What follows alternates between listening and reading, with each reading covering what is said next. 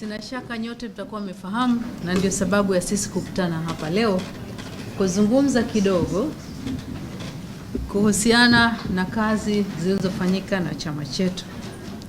Leo tarehe 26 mwezi wa 8 2026 jijini Dar es Salaam vilifanyika vikao vya kamati kuu na halmashauri kuu ya CCM chini ya mwenyekiti wake Dr. Samia Suluhu Hassan ambaye pia ni Rais wa Jamhuri ya Muungano wa Tanzania.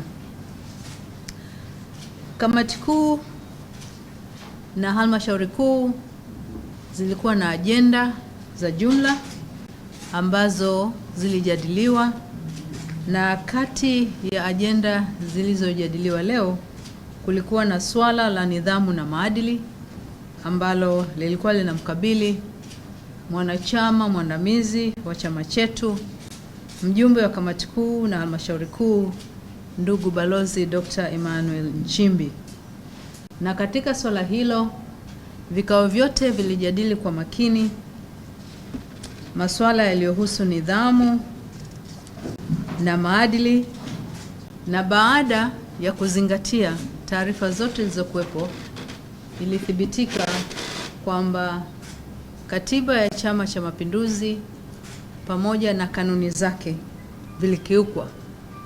Kufuatia hayo, kwa kauli moja, halmashauri kuu ya Chama cha Mapinduzi ilipitisha uamuzi kwamba kutokana na mienendo iliyokiuka kanuni zetu zinazohusu nidhamu na maadili, ndugu Nchimbi afukuzwe uwanachama kwa mujibu wa kanuni zetu.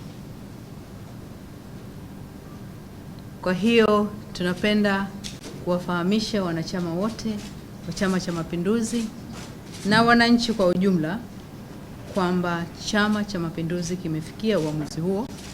Kwa hivyo kuanzia hivi sasa ndugu Nchimbi amefukuzwa wanachama na sio mwanachama tena wa Chama cha Mapinduzi.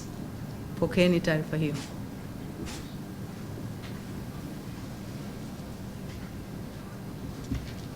Tumemaliza.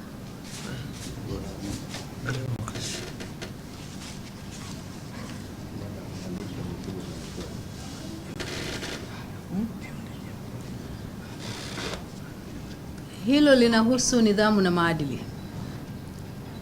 Lakini vile vile kuna uamuzi mwingine wa muhimu uliofanywa na halmashauri kuu ya CCM Taifa, na ni kupokea na kupitisha jina katika hatua ya awali ya mtu ambaye atapendekezwa kwa mujibu wa taratibu za katiba kuwa makamu wa rais wa Jamhuri ya Muungano wa Tanzania, na huyo ni ndugu Deogratius John Ndejembi.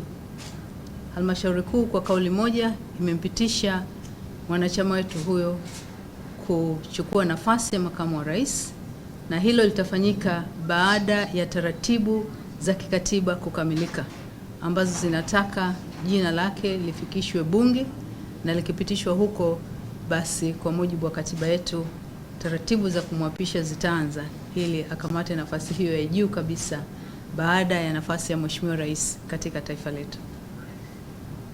Asanteni.